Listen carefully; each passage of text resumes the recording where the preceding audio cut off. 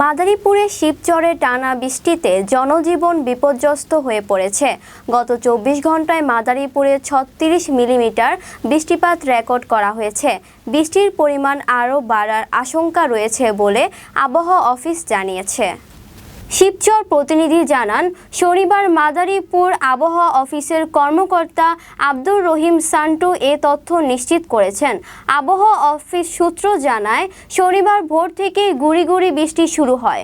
বৃষ্টির সঙ্গে বাড়ে বাতাসের তীব্রতাও এবং দিনের সর্বোচ্চ তাপমাত্রা 30.01 ডিগ্রি সেলসিয়াস এবং সর্বনিম্ন তাপমাত্রা 25.05 ডিগ্রি সেলসিয়াস দাঁড়িয়েছে।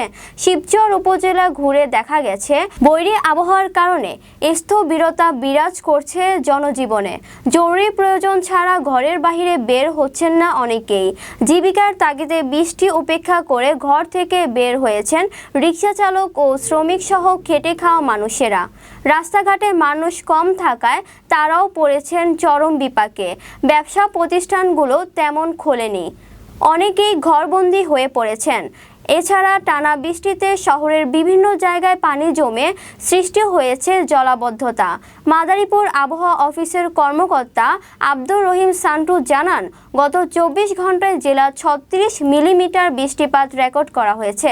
বৃষ্টির পরিমাণ বাড়তে পারে, ঘন্টায় ঘন্টায় বাতাসের গতিবেগ পরিবর্তন হচ্ছে, তবে পরিস্থিতি আস্তে আস্তে স্বাভাবিক হয়ে যাবে।